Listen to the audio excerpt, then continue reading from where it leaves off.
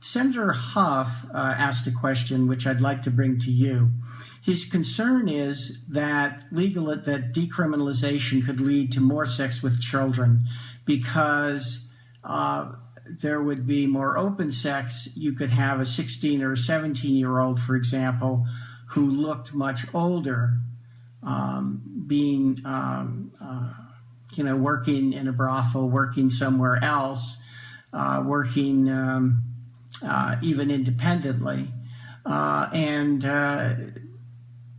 someone would just simply not know that they were underage. So what is your, do you have a response to Senator Huff's question, which I think is a very good one? I mean, of course, there's no research about what would or will happen. I've seen records of no problems like that in these other jurisdictions. One of the things that I could remark on, though, is that there is a tendency to recoil at the thought of decriminalization because it will make it easier for the criminals. And the senator's question, I think, is one form of that, that concern. But of course, what decriminalization does is it brings sex work into the open. And the law enforcement knows where to go to investigate trafficking or to investigate underage participation.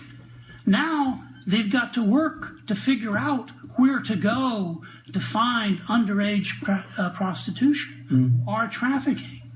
Now, if it's open and if the sex workers are decriminalized, there's no reason for them to hide. And if, for example, there's no reason for the brothel in Sydney, Australia to hide, it's not as difficult for law enforcement to keep tabs of that, to interview folks, to investigate them, and to find out whether or not there are underage folks. And I don't mean to be Pollyanna here. I mean, I don't know of any scenario that will guarantee that they're not, customers who believe that a 17-year-old is an 18-year-old.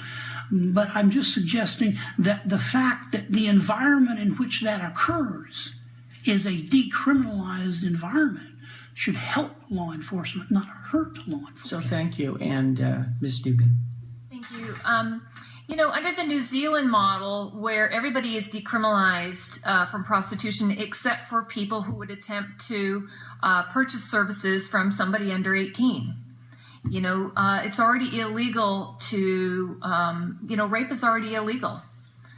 Sexual assault is already illegal. And then what you have to look at as the Public Safety Committee is, how are those crimes being, solved? I've been up here supporting legislation, to make sure that all the rape kits get processed in a timely manner. And so when you look at allocations of resources of law enforcement who are arresting consensual adults for prostitution versus the efforts that should be going into solving violent crime, that's something that you want to be looking at.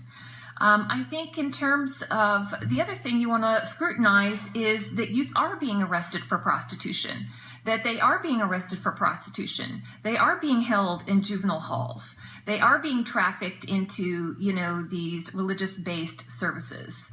And, you have to look at where's the social safety net to try to allocate resources in terms of prosecution when the social safety net has been stripped. You want to consider that as public policy. What's the best public policy?